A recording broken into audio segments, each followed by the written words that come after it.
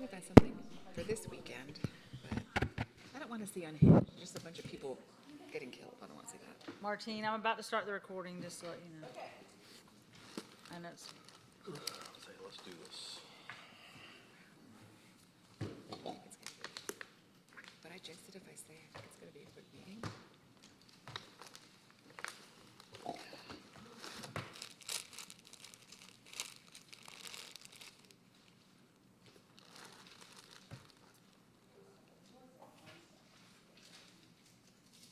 got 2 minutes.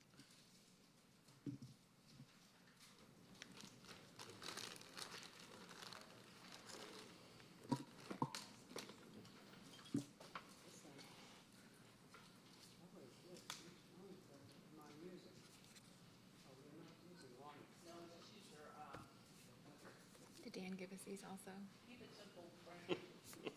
I like all my little gifts from him. I said, I love all the little gifts.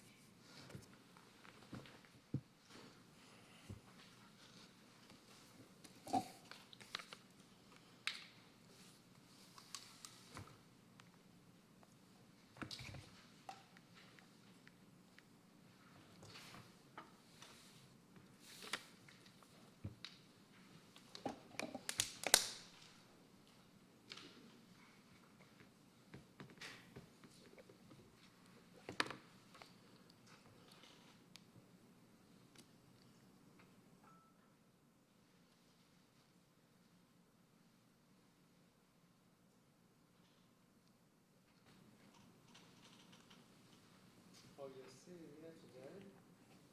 Have space, you guys know. Are you ready? Yes.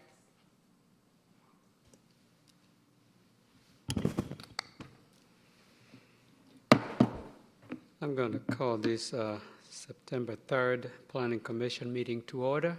Thank you for joining us tonight. We have 2 items to consider. Before we do that, I would like the board to consider the minutes from the August 6th Planning Commission meeting.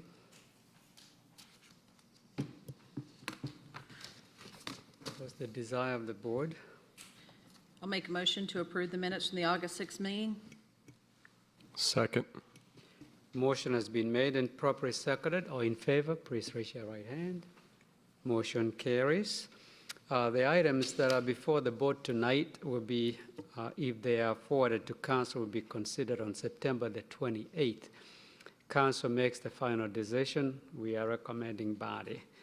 The first item is MP-20-03/CU-20-06 C3 North Atlanta Church /5815 Windward Parkway, and Ms. Kathy Cook is going to present.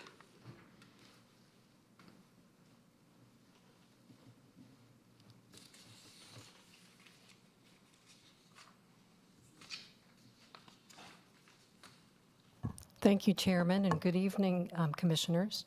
The first item tonight is shown to you on the screen, mostly located at the corner of Windward Parkway and North Point Parkway.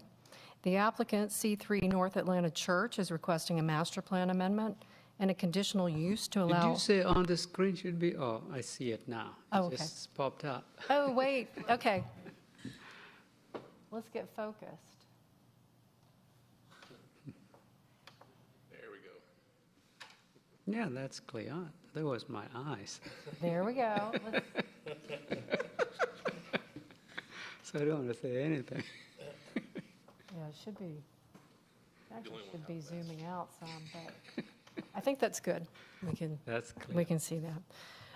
The applicant, C3 North Atlanta Church, is requesting a master plan amendment and a conditional use to allow a church to operate in a little over 2,000 square foot suite within an existing retail office center.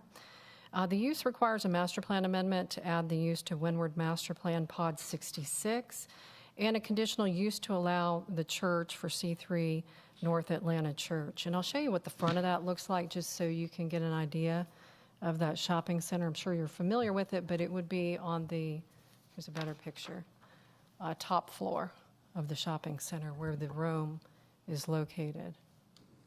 This is strange. This is not, I don't mean to put this, there we go. Again, the property is at 5815 Windward Parkway, Suite 302. That's the top floor. At the southeast corner of Windward Parkway and North Point Parkway. Property was developed actually in 2005 as a two-story, a little over 40,000 square feet, retail strip center with office on the second floor. Property and surrounding properties are zoned to CUP.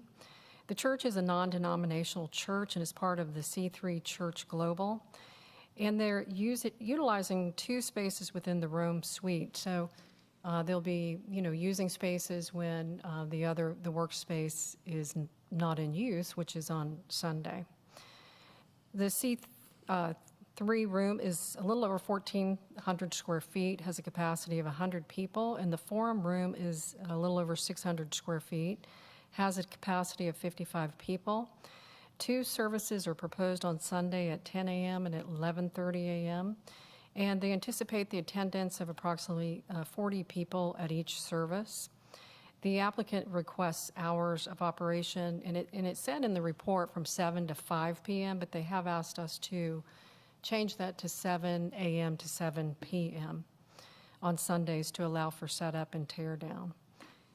They don't have other services that you would sometimes see with churches, such as Mother's Morning Out, daycare, except during the services, Vacation Bible School, or similar services. They do have one full-time employee, and they have a membership of approximately 75 people. There are over 200 parking spaces within this that's serving the subject property. 190 are required for the retail office center, which is, the regular one space per 250 square feet. For this particular use, a total of 38 parking spaces would be required. So there's sufficient parking spaces to serve the existing and proposed uses on the property. There's plenty of parking for the businesses that are not in operation during that time on Sunday. The Windward Master Plan was approved in 1980 with substantial updates and changes through the years, and this is particularly within Pod 66 of the Windward Master Plan. And we did include a table in your report that shows other changes within Pod 66, and specifically the two that we have that were church-related was the Habakkuk Center as well as the First Baptist Church. Those were in 2006 and 2007. The difference is those weren't in a retail shopping center. So part of our support for this request is because it's on the second floor of the retail center. So we didn't think it took away from the vibrancy that needs to happen on the first floor of a retail center. We also included other approvals within the city. You can see some of those have been approved within retail centers, which are retail office mix. We also looked at standards for master plan amendments, and specifically, whether the zoning proposal will permit a use that is suitable in view of the zoning and development of adjacent and nearby property. We do believe that it's suitable as it relates to the use and development of adjacent properties. They're utilizing co-working office space on Sundays when the space is not being used by others. That way they can share the parking. And again, it's on the second floor, so we don't think it takes away from that retail synergy that needs to happen within a shopping center. When we looked at B, we did have some concern with whether the zoning proposal will adversely affect the existing use or usability of adjacent or nearby property. Of course, with the alcohol licensing requirements, there's distance requirements, so you have to be over 300 feet from a church use. So while that doesn't impact existing alcohol licenses, it would impact future alcohol licenses because they would have to apply for a variance in order to get their alcohol permit. So they'd have to go through an additional process. Of course, we looked at access. There's 54 peak trips that are planned, so we don't believe that the access or there'll be traffic issues, but we did recommend some conditions to address that if there are the need for a police officer. So after review We are recommending approval of the application with several conditions. One, the church synagogue shall be added as a conditional use in Pod 66 of the Windward Master Plan at 5815 Windward Parkway, Suite 302, and limited to no more than 2,044 square feet. Two, conditional use approval shall be limited to C3 North Atlanta Church. No additional church, synagogue uses or subleasing shall be permitted within the approved space. And three, maximum number of seats permitted for a single worship service shall not exceed 100 seats. Four, the use shall be limited to Sunday worship service. There shall not be ancillary services such as Mother's Morning Out, daycare, except during the service, vacation Bible school, or similar services. 5, hours of operation shall be limited to Sundays from 7 a.m. to 7 p.m. is what they're recommending, and we're okay with that, should it be approved. 6, there shall be no outside speakers or broadcasts, including music which is audible from outside the building or off the property. 7, an officer shall be utilized for services in order to manage and direct traffic if determined by the city to be necessary. 8, signage shall comply with the city's sign regulations required for an office building. The church shall not have outdoor displays, including displaying vehicles with church advertisements that are visible from the street. And 9, C3 North Atlanta Church shall obtain a business license from the city. And I will throw, we didn't put this in here, but we have in the past, when we had residential come in next to a C2 property, that during the zoning, that the applicant had to agree that they would not object to a variance on the adjacent property. So that's something that you could consider if you're considering approval, that the applicant would not object to any variances for alcohol licensing from adjacent properties. And I'll be glad to answer any questions that you may have. Is the church currently using this space? Yes, they are currently using this space. They weren't aware that a conditional use was required. How long have they been using the space?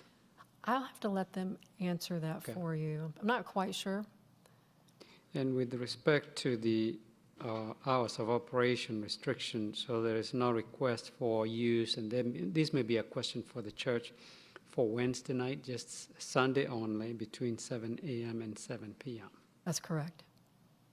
Okay, that's all the questions I have. Anyone else?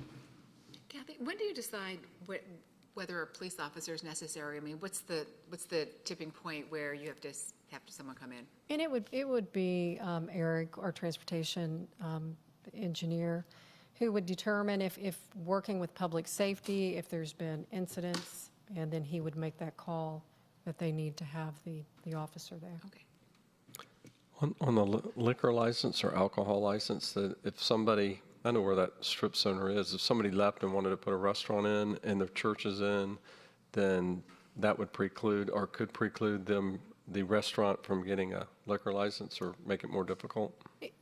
They would have to go through the variance process, because the variance, of course, with alcohol licensing, you're checking to see, especially with a variance, if anybody is opposed to the variance.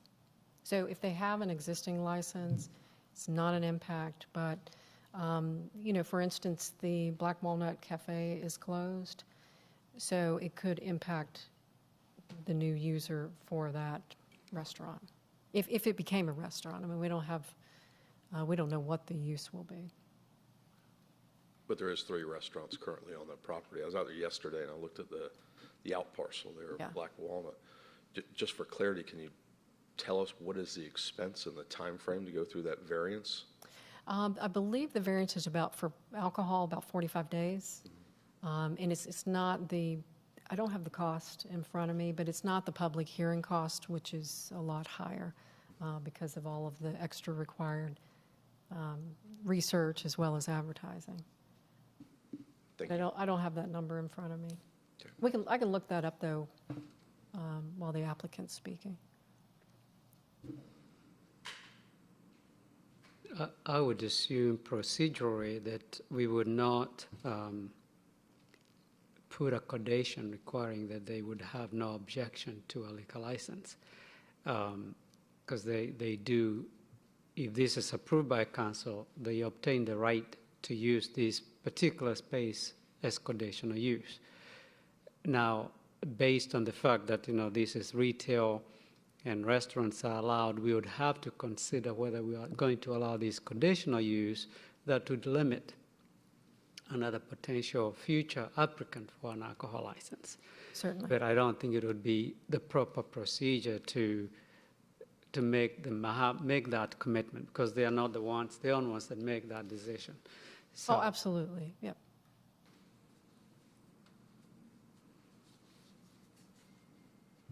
but it's been there for this particular property has been there since 2005. And there's been no application for a liquor license? Oh. Yes, there's liquor license on that property, and so they would not have to meet the distance requirement, but when you add a church use, getting an alcohol license requires distance requirements for buildings that are applying for the alcohol license, so they're required to be 300 feet away, over 300 feet away from a church use. What I was asking is currently there is no one that No, has there liquor. are, So- they exist. But it would be a new business. Any new business. In a new business. It doesn't impact any existing businesses. But like for the Black Walnut, for instance, if the property owner was trying to lease that building out as a restaurant, he would have a difficult time leasing it as a restaurant, right? Because he would have to go through the He'd have to go through the, variance to I get. don't, he would have to go through the variance procedure.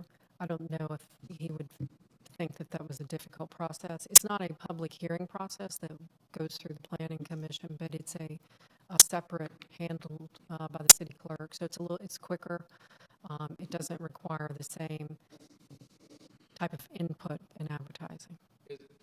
What is the likelihood that a variance would be approved on something like that? Well, you look at each one on its own merit, each variance, but having existing alcohol license within the same area, certainly they wouldn't see, I don't think they would see it as an impact.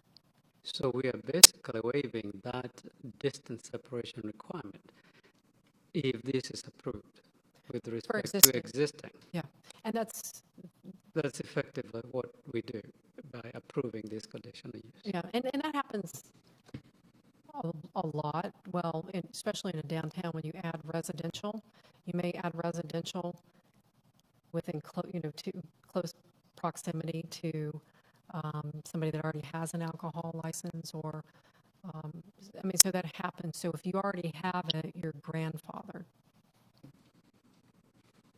Can you pass the grandfather on to the next?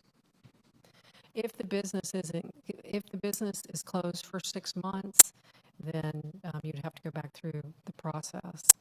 And it's been closed, like the out parcel. And again, I haven't heard from any uses coming in there at this time, so I don't know what the use would be.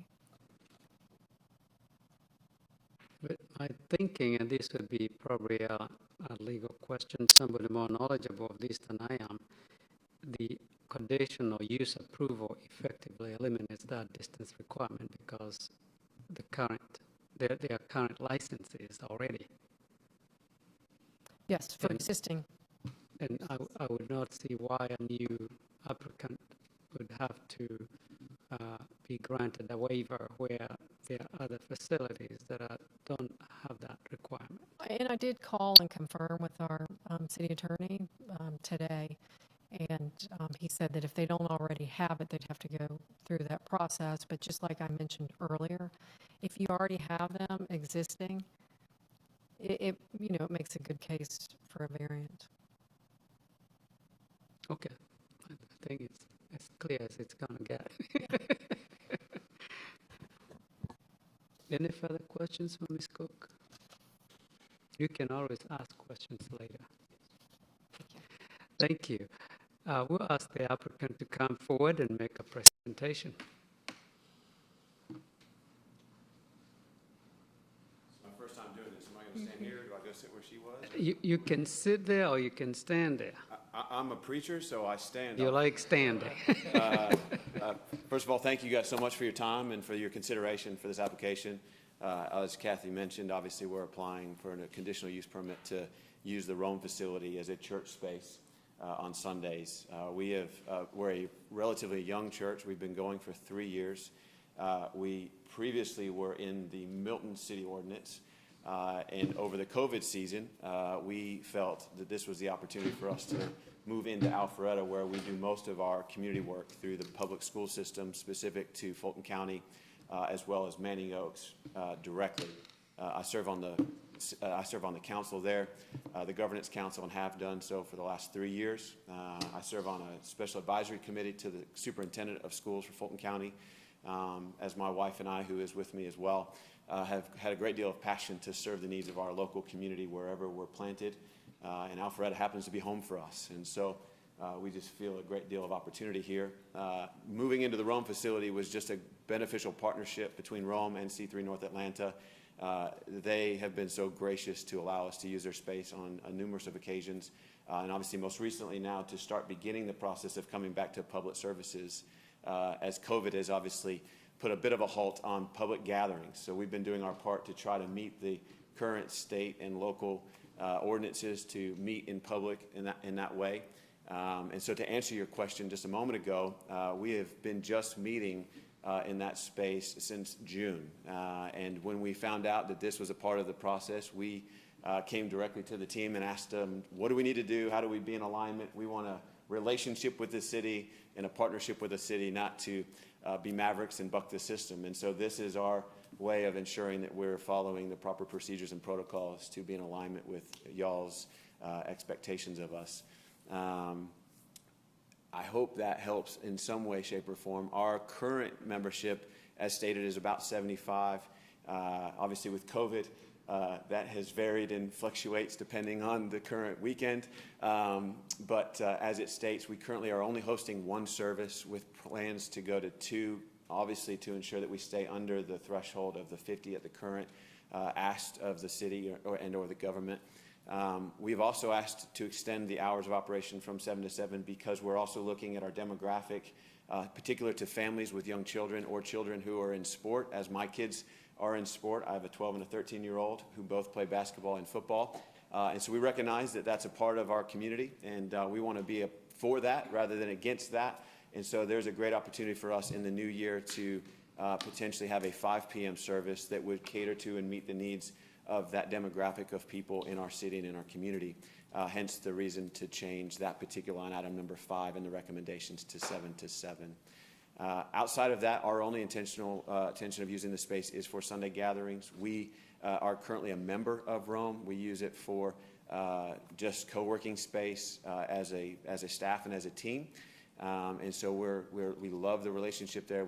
My wife and I were just there just today doing some strategy and planning for 2021.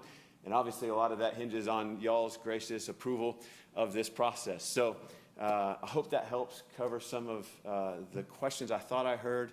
I would like to, if I could, speak to the liquor license requirements and expectations. In our experience in Milton, we had the same issue as well. Fortunately, the group that came in and took over the restaurant bought the rights to the name of the restaurant and inherited the liquor license, so that was kind of how we passed that. However, our heart is to serve our community and also the economy of our community. And so if it meant that we could support or endorse the process of getting that variance approved, we would be more than obliged to do that and support the current or new tenants of that location if it so happens to be a restaurant that's applying for a liquor license. With that, I would be more than happy to answer any more questions. How long has C3 North Atlanta Church been in existence? We have been in existence for 3 years. Yes, I think you mentioned that. What does C3 stand for? Christian City Church. We are a part of a global movement of churches originally started in Australia in 1980. As a matter of fact, we're celebrating 40 years this year as a movement. We have about 650 churches across the globe. We're fortunate to have 3 C3 churches here in the greater Atlanta area. My wife and I just so happen to love Alpharetta and feel like this is where there's a great opportunity for us to continue to do the work that we feel called to do here. And what are your future growth plans? terms of expansion, Yeah, or timeline? Yeah, great question. So currently, like I said, we have one service that meets at 10 a.m. We obviously are online as well. Our plans are to add an additional service at the 11:30 spot and/or 10 and 5, depending on how we feel like the demographic meets the needs of that. The other part of our church and our heart is that we would meet in smaller gatherings, which happens right across our city. So currently, we are getting ready to launch a fall semester of what we call Life Cruise, AKA small groups. And we have 10 of those currently with a plan for 15 in the fall. Those don't happen to use Rome, but those are just ways for us throughout the city to continue to meet and gather together and obviously grow in what we feel like God's called us to be, followers of Jesus. So. Would your plan be to find a larger space at some point and vacate this particular location? Yes, sir, absolutely. We would love the opportunity to look within the city limits of Alpharetta, where there's a proper space and obviously following the proper procedures, whether to be to buy or to build. But more specifically, in that context, being able to partner with. We feel the Rome partnership is not just a space for us to meet in, but the work that we feel like we can do together within the city of Alpharetta, specifically at this location, is pretty special. I'm not sure if you're familiar, but obviously Rome has 8 locations across the city of Atlanta, and all of which actually host a church in their space on Sundays. And so we would be fulfilling that final spot of having a church meet and use the Rome facilities. And you have no need, and I'll be done with this. Is my last question. I love it. You just need it for Sunday, not any other day. No, sir. Wednesday, just Sunday. Just Sunday. 7 to 7. Yes, sir, that's correct. Thank you. All right. I'll kind of hinge off that a little bit and just, how big's your congregation right now? Like I said, we're about 75, give or take, maybe 20, depending on the weekend because of COVID. But our membership database is 75 as of today. Thank you. Yes, sir. Any further questions?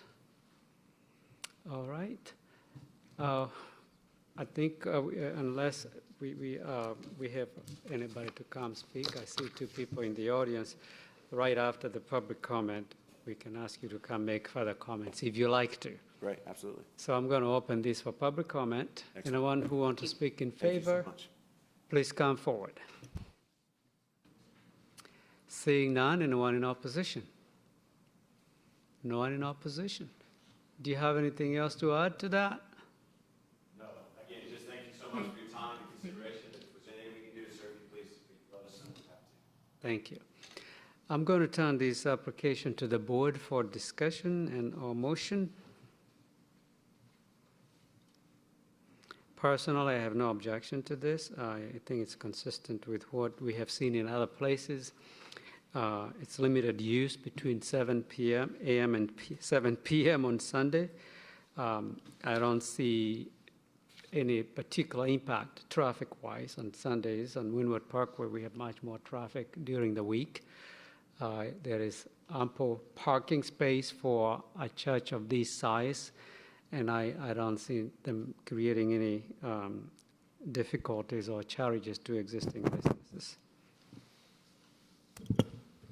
Kathy, could I ask you one question about your thoughts about adding that 10th condition about the variance for the alcohol? Whether or not we really need to do that, or is that advisable at this point? I mean, we've put in a similar condition, so if you want to put that in there, it would say something like, applicant shall not object to a variance request to reduce the distance requirement associated with an alcohol license. And it is $400. We just looked up the fee. So I would say that the only things I kind of, looking at the issues of it, there's 2 things I just kind of hinge on a little bit. I just want to voice that out because I don't know if they're necessarily so overwhelming to decline something like this, but I don't like the fact that it has an impact to 3 current tenants that are there that might not affect them existing today. But I hate the fact they have to go through a variance in the future, whether they turn, and restaurants turn all the time. You got an Indian restaurant, you got a Mexican restaurant, and you have a vacant one currently on the spot. that this tenant affects those tenants in the future, kind of going through a process that normally they don't have to go through today. So it does have an impact, right? And it has a monetary impact, not that much, $400, but it is an impact that they have to go through. It is 45 days that they don't have to go through today. So this one tenant affects those tenants. That is something that those groups have to go through. Might not be so taxing that it's overwhelming, right? But it is a consideration. And then our history of faith-based groups that go into a space is we by law, sometimes we can't limit them to their congregation size. We can't limit them to how many times they can meet. We've had these issues before. I don't know if they're so overwhelming. I'm not saying this particular one, but these are just the sensitive parts of that get into a faith-based. I know it's difficult, right? We don't want to talk about it, but it's a reality that we can't really govern that too much, and they could grow, have more meetings in there. With that said, that's the kind of two issues. I just had one just kind of say, I don't know if it's not an overwhelming to me to say, oh, absolutely no way to do it, but I just wanted to voice it. But I still think it's a good tenant to have, and I think it'll be a good group to have at that place. So just wanted to voice my only two pieces there. So Kathy, I've got a quick question, sorry. Can I? Yes. Quick question. So if everything goes well, as I hope it does, and they need to start meeting on Wednesday nights, how do they come back and get that approval if we're putting it in the conditions? They have to go back to city council to change this condition. They wouldn't go back to planning commission and city council. Once it's a condition, if it's just changing a condition, it only goes to council for that. Because it's a little tricky, because they're a paid subscriber to the Rome model, but we're only saying they can meet as a church on Sunday. So like, as a small group meeting, it kind of becomes. So their business office, I mean, they could still, if they're using that space, it's just when they have the congregation there, that's on Sunday. That's when it's the church services. Because you could have church administrative offices, but it's the group that we're regulating when it's a crowd. Okay. Kathy, how binding is a restriction on variance? I mean, to me, that doesn't seem like that would hold water. You're signing away your rights to be able to question that. I think you could still come in, of course, you could still come in and question, but what we're putting in here is that they were aware, at the time of this approval, because a lot of times when people go through the paperwork, 4 years from now, 5 years from now, the only thing they're going to look at is the conditions of zoning. So that would kind of, cue somebody to do further research, because it was something that was discussed, something that they knew about. But absolutely, they could still come and, object to a variance. So in a way, then, it really doesn't matter whether you put that clause in or not, because they're going to be able to, I mean, if we accept it the way it is with the time. That's true. All it is, identifying that they were aware that, it could impact other businesses. I personally don't see the value of it for that very reason. It's a condition of zoning, and conditions can change. And we've seen that before during my tenure at the Planning Commission, where there were actual conditions, but we were advised that it really didn't matter, that they agreed to something because they can come and change it as part of the process. I did notice that there was a notification, of course, property owners within 500 feet, and there was no objection, including from the owners of this particular shopping center. And I do understand the Vice Chairman's point regarding, yes, there is impact, because liquor licenses are allowed at this particular shopping center. Is that sufficient enough to deny a conditional use of this type? That's for the board to decide, of ultimately City Council, but we make the recommendation to them. Okay, thank you. Thanks. I'd like to make a motion to approve MP-20 C-U-20-06, C3 North Atlanta Church /5815 Windward Parkway, with the approving all the conditions as listed except for condition number 5, where the hours of operation will be changed from 7 a.m. to 7 p.m. Second. Motion has been made and properly seconded. Any further discussion? Hearing none, all in favor, please raise your right hand. Motion carries. And as I mentioned at the beginning, we make a recommendation to council to approve. They make the final decision. So thank you so much. The next item on the agenda is CU-20-05, Brightmont Academy /1230 Upper Hembry Road. Michael Woodman will be presenting.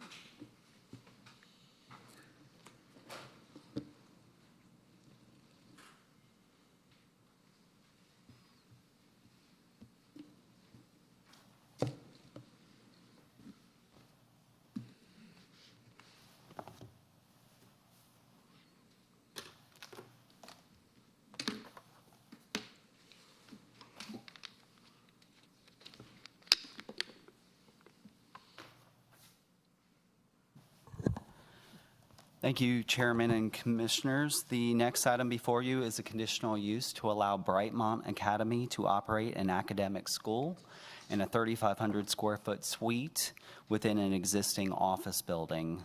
The location map up on the overhead, the subject property is located at 1230 Upper Hembry Road, Suite 101, and it's near the northeast corner of Upper Hembry Road and Harris Road.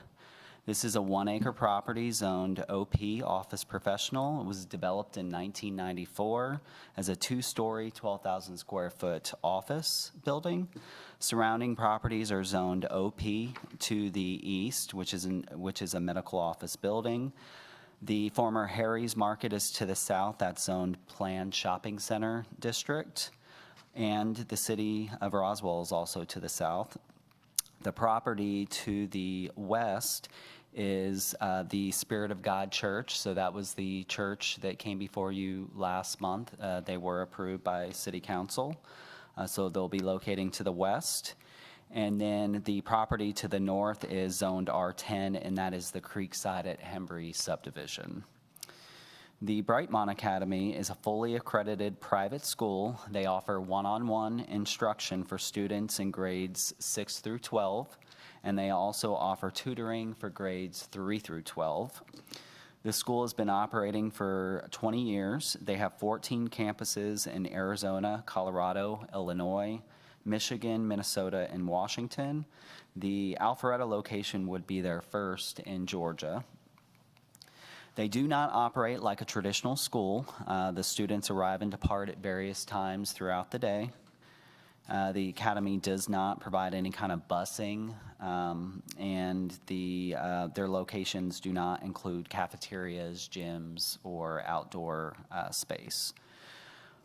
Hours of operation are proposed to be Monday through Thursday, 8:30 a.m. to 6 p.m., and Friday, 8:30 to 5 p.m. 8 to 12 employees are anticipated at this location, and this location would house about 11 instructional offices with approximately 17 students in the space at any one time. And then, of course, their other locations are located in retail strip centers or on the ground floor of office buildings. This is a street view of the property from Upper Hembry Road. And this is a survey of the property. Let's move that with the north arrow here. See, there's quite a bit of parking on the site. There's 61 existing parking spaces serving this building. The code, the UDC requires 5 per 1,000. This property is actually developed at 5.1 spaces per 1,000 square feet, so they exceed the parking. For an academic school, the UDC would require 1 space for each classroom and administrative office, plus 5 spaces for visitors. So this proposed use would require 16 parking spaces, and we believe that there is sufficient parking to serve that use as well as the existing uses on this property. So we wanted to look at this use throughout the city as it compared to being similarly situated in either a commercial or office environment. And so we put this table together, which is in the staff report in your packet. And what we found is that the applicant's proposal is similarly situated as other academic and commercial schools in the city. And we do believe that their proposal is consistent with those other locations. This item was shown at the August 12th Community Zoning Information Meeting, and there were no public comments at that meeting. And staff has reviewed the applicant's proposal and finds that the conditional use does not conflict with the established review criteria for conditional use. The school is proposed in an existing office building, which does have sufficient parking to serve it, as well as sufficient circulation on the site. And the use is consistent with academic and commercial schools in the city that are situated in commercial and office areas. In addition, the applicant has stated that the other tenants in the building do not object to the school locating in the site. So staff is recommending approval of CU 2005 Brightmont Academy, 1230 Upper Hembry Road, subject to the following conditions. 1, school academic shall be added as a conditional use at 1230 Upper Hembry Road, Suite 101, and limited to no more than 11 instructional offices and a total of 3,541 square feet. 2, conditional use approval shall be limited to Brightmont Academy. No additional academic schools uses or subleasing shall be permitted within the approved space. 3, the use shall be limited to one-on-one academic school instruction and tutoring. And 4, deal with the hours of operation, which are Monday through Thursday, 8:30 to 6, and Friday, 8:30 to 5 p.m. And if you have any questions, I'd be happy to answer those. You beat Kathy in time. I'm sorry? You beat Kathy in time Oh, in your okay. presentation. It's like 5 minutes. She used 8. I think that one was a little bit more complicated than this one. Michael, I've got one quick question. Their construction drawings, they're basically just adapting the interior. There's no Correct. outside landscaping or anything like that that needs to be. Correct. I'm glad that you brought that up. I forgot to mention that. Yes, all the improvements would be in the interior of their space, nothing on the outside. Right, any further questions for Michael? No other questions? I'll ask the applicant to come forward and make a presentation.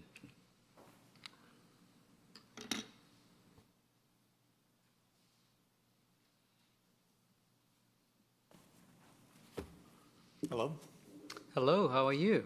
I'm better than I deserve. Excellent.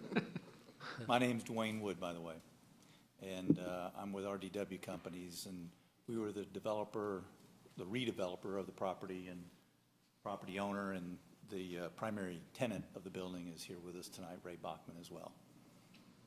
Okay. I would just tell you that we're thankful to have the opportunity to have a tenant who actually wants to lease our office space today with the COVID environment. The building was bought in 2018. It was completely renovated from top to bottom. It was a series of doctors and dentist offices, including the downstairs where this tenant is going. In 2019, we spent a lot of time and a lot of money redoing it so that we could lease the building as an office space.